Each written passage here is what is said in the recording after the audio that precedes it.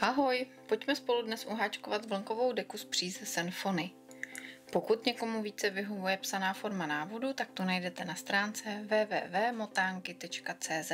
Háčkovala jsem deku s rozměrem do kočárku, tedy cca 65 cm na šířku a 75 cm na délku.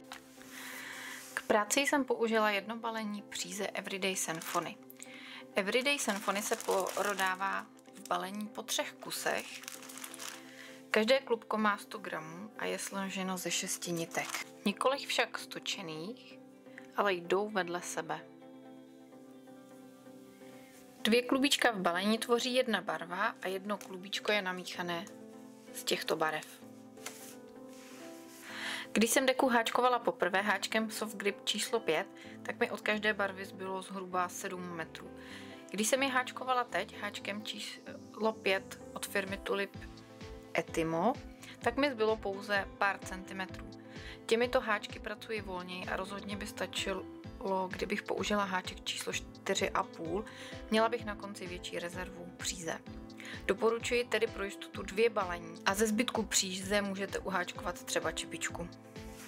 Vzor deky tvoří takovéto vlnky a mně jedna vlnka vychází s šířkou zhruba 13 cm. Výslednou požadovanou šířku deky tedy vydělím 13. To znamená, pokud plánuji udělat deku širokou 65 cm, vydělím to 13 a to se rovná 5. To je výsledný počet vlnek neboli opakování. Počet řetízkových oček v jedné vlně je 28. 28 tedy vynásobím 5 a dostanu 140 řetízkových ok. A k těm vždy připočítám 2 řetízková oka. Pokud tedy budete chtít upravit šířku deky, tak budete postupovat stejně jako já, jen budete při výpočtu vycházet z jiné šířky. Barvy jsem střídala pravidelně každé 4 řady. Já už jsem si nachystala 142 řetízkových ok a nyní začnu háčkovat deku. Do 1, 2, 3 čtvrtého řetízkového oka od háčku začnu háčkovat dlouhý sloupek. Tady ty 3 řetízková oka mi slouží jako náhrada za první dlouhý sloupek. Takže já nahodím, protáhnu do toho řetízkového oka, protáhnu nit přes první 2 nitky na háčku, ale nebudu dlouhý sloupek dokončovat. Znovu nahodím a zháčkuji to s dalším řetízkovým okem. Nahodím, protáhnu přes první 2 nitky, na háčku mi zbudou 3 nitky a skrz ně já protáhnu takhle tu přízi. Teď bude následovat uháčkování 10 dlouhých sloupků, do každého řetízkového oka 1.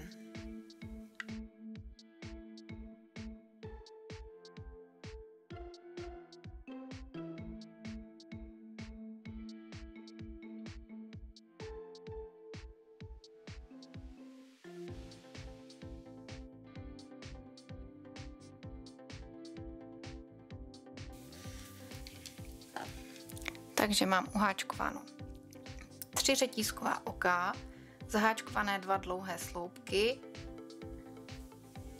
a 2, 4, 6, 8, 10 dlouhých sloupků. Do dalšího řetízkového oka uháčkujeme skupinku 2 dlouhých sloupků. Tady trošku motají ty nitky. Tak, 1.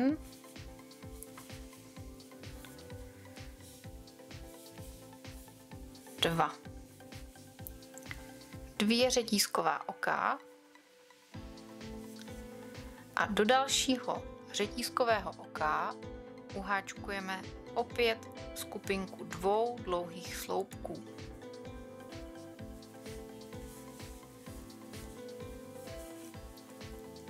Tím nám začíná vznikat první vlnka. Následuje uháčkování 10 dlouhých sloupků.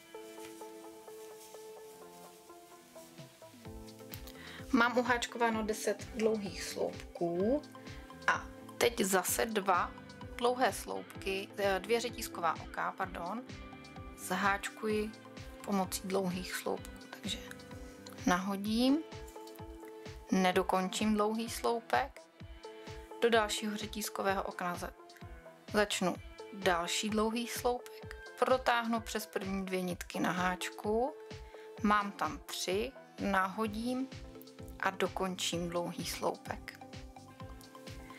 2 řetízková oka přeskočím, 1, 2 a další 2 řetízková oka opět zháčkuji stejným způsobem, takže nahodím, protáhnu přes 2 nitky, nedokončím, nahodím, protáhnu přes první 2 nitky a pak protáhnu přes 3.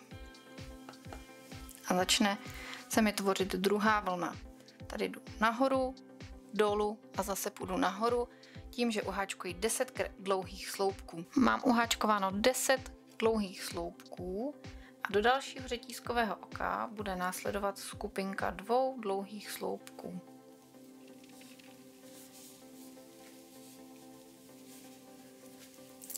Následují 2 řetízková oka a do dalšího řetízkového oka uháčkuji zase 2 dlouhé sloupky.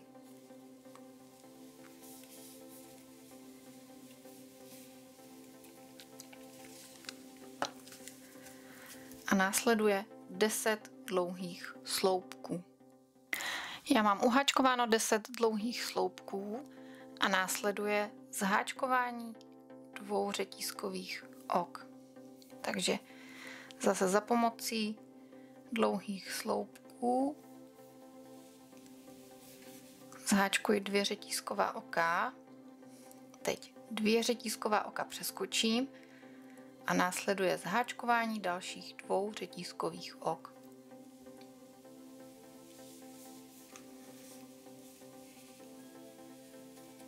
Tak a teď mám zase spodek další vlny.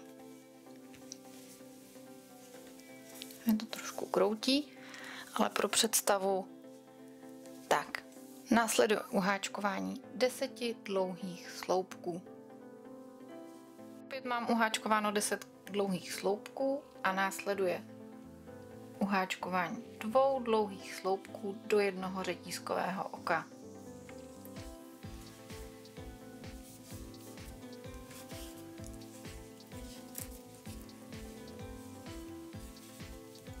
Teď uháčkuji 2 řetízková oka a do dalšího řetízkového oka uháčkuji zase 2 dlouhé sloupky.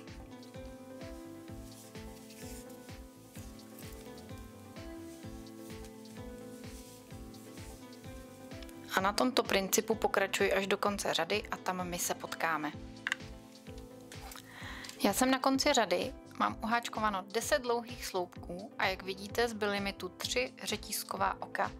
A ty teď zaháčkuji zase za pomocí dlouhých sloupků. To znamená, že nahodím přízy, protáhnu přes první 2 nitky na háčku, zase nahodím, protáhnu, nahodím přes první 2 nitky na háčku, protáhnu a už mám na háčku 3 nitky. Nahodím, protáhnu. Tak teď ještě takhle ten konec. Já to vždycky takhle obtočím. Protáhnu. Tak, přes první 2 nitky. A teď naráz všema 4 nitkama. Jo, mám zháčkované 3 řetízková oka a jak vidíte, já jsem si tady elegantně schovala i ten začátek té příze, který tady potom zapracuji. Tak, uháčkuji 3 řetízková oka, otočím a můžu háčkovat řadu číslo 2. 3 řetízková oka z předchozí řady mi tvoří první dlouhý sloupek a já budu pokračovat tak, že zháčkuji tyto 2 dlouhé sloupky k sobě. Ale pozor, odteď budeme celou práci háčkovat pouze za zadní nitku. To znamená, když se takhle na ty sloupky podívám, tak je to tady ta vzdálenější nitka ode mě. Jo, vždycky jenom takhle za tuhle jednu a pak nám to tam bude tvořit takový ten 3D plastický vzor. Takže já nahodím, tady za tu zadní nitku naberu, protáhnu, naberu a zase za zadní nitku naberu, protáhnu a zháčkuji dohromady. Teď budu pokračovat uháčkováním 10 dlouhých sloupků, opět celé za zadní nitku.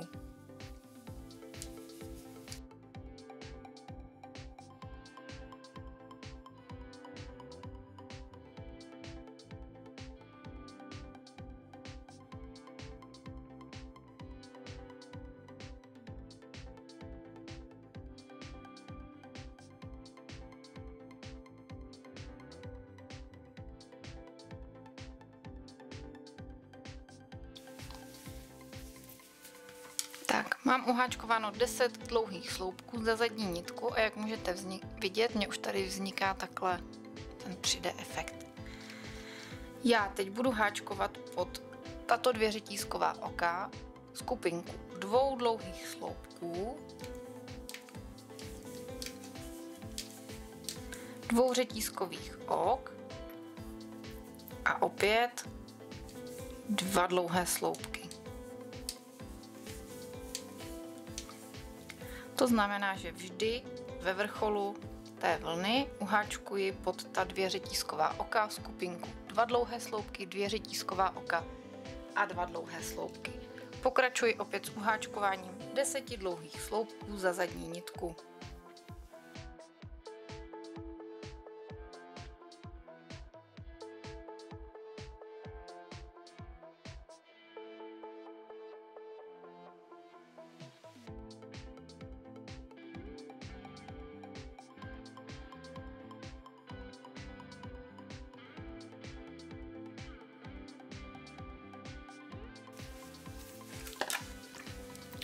Když mám uháčkováno 10 dlouhých sloupků, tak zase přijde na řadu spodek té vlny a já tady budu zháčkovávat 2 dlouhé sloupky do jednoho. Takže zase za tu zadní nitku nahodím, protáhnu přes první 2 nitky, nahodím, protáhnu přes první 2 nitky, mám na háčku 3 nitky, nahodím a protáhnu přes celé. V tuto chvíli potřebuji, aby mi vlna vytvářela takhle to Včko, proto já přeskočím 2 tady ty sloupky a zháčkuji tady ty 2 dohromady. Takže tyto 2 přeskočím, naberu 3. sloupek za zadní nitku, 4. za zadní nitku a zháčkuji dohromady. Jo, a vznikne mi tam takhle spodek toho Včka v té vlně. Následuje uháčkování opět 10 dlouhých sloupků.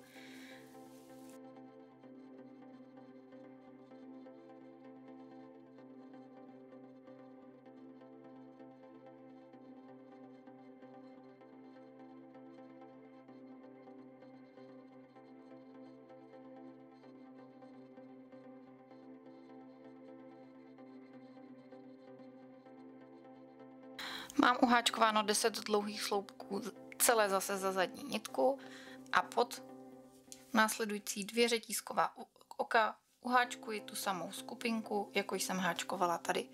To znamená 2 dlouhé sloupky, 2 řetízková oka, 2 dlouhé sloupky.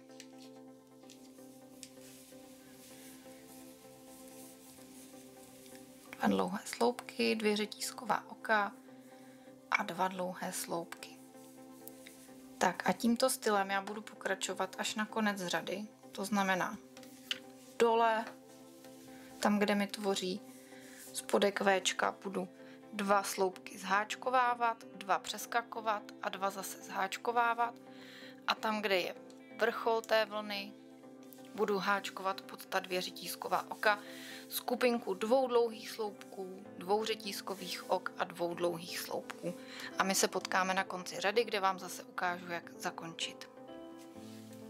V tuto chvíli mám doháčkovanou druhou řadu a jak vidíte, na konci mi opět zůstaly 3 dlouhé sloupky, které zháčkuji do jednoho. Takže zase nahodím, za zadní nitku naberu, protáhnu přes první 2 nitky. Nahodím, naberu, protáhnu přes první 2 nitky a tady pozor, kdybych to tady udělala na konci, stejně jako u těch předešlých 2 sloupků a háčkovala tady za tu zadní nitku, tak mi tam vznikne takový zub. Já vám to ukážu. Jo, a to se mně nelíbí. Jelikož ten první dlouhý sloupek je tvořen ze 3 řetízkových ok, tak by to tady takhle tvořilo o zuby a ne pěkně jednu řadu. Takže já to vypářu a ukážu vám, jak to dělám já. Nahodím a píchnu háček do toho prostředního řetízkového oka. Naberu a dokončím to zháčkování. A teď mám krásně rovnou stranu. Uháčkuji 3 řetízková oka, práci otočím a pokračuji v háčkování řady číslo 3. Řada číslo 3 je úplně totožná jako řada číslo 2 a vlastně od teď se budou háčkovat všechny řady stejně. Budu vždy háčkovat za zadní nitku, ve vrcholu vlny uháčkuji skupinku 2 dlouhé sloupky, 2 řetízková oka, 2 dlouhé sloupky a tady dole toho Včka 2 dlouhé sloupky zháčkuji, 2 přeskočím, 2 zháčkuji. Mezitím vždy háčkuji 10 dlouhých sloupků. Já touto barvou budu háčkovat 4 řady, to znamená 1 druhou mám, 3 jsem začala, uháčkuji ještě řadu číslo 4 a tam se potkáme a ukážu vám, jak měním barvy. Já jsem doháčkovala na konec řady číslo 4 a jako na konci každé řady zháčkuji dohromady tyto 3 dlouhé sloupky. Takže 1, 2, ten třetí píchnu do toho druhého řetízkového oka. Tak. A teď jsem se rozhodla, že změním tu barvu. Já vezmu tady tu namíchanou, můžete vzít v jakékoliv kombinaci se vám to líbí. Mně se to líbí takto, takže já vezmu tady tu namíchanou. Takhle si to chytnu a na háček naberu už tu míchanou přízi. Protáhnu přes všechny ty 4 nitky. Tak tady to takhle hezky postupně dostáhnu. Takhle tady ze zadu budu držet jak tu novou, tak i tu původní. A uháčkuji, jo, takhle si to držím, uháčkuji 3 řetízková oka, otočím. Na začátku každé řady vždycky zháčkuju takhle ty 2 sloupky. Tak. A tady mám tu změnu. Tu původní nitku já ustříhnu a budu háčkovat tady s tou namíchanou. Jo, tady ty konce potom zauzlíkuju, zatáhnu někam takhle do té deky, to si ještě ukážeme. No, tady můžete vidět, jak už mi vzniká ta rovná strana díky tomu, jak háčkuju na konci té řady do toho druhého řetízkového oka. Tak a teď už budu pokračovat v háčkování tou novou barvou. Všechny ty barvy vystřídám 4krát, budu to dělat v pořadí ta starorůžová, namíchaná a jako poslední budu používat tady tu světle růžovou a my se potkáme na konci deky. Já jsem na konci práce, deku mám uháčkovanou do požadovaného rozměru a teď vám ukážu, jak zakončím tady ty krátké nitky. Vždycky ty 2 krátké sousedící konce zavážu do uzlu. Ale nebudu ho příliš utahovat, aby se mi ta deka tím nestáhla.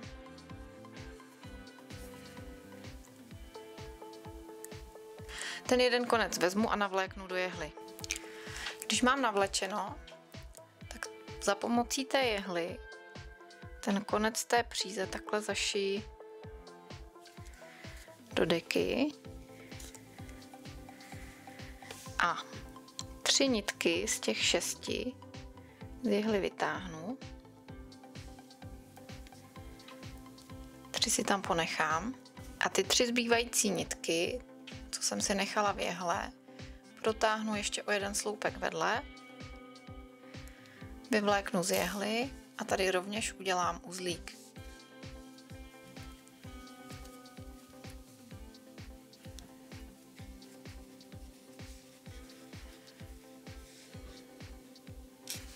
A zastřihnu.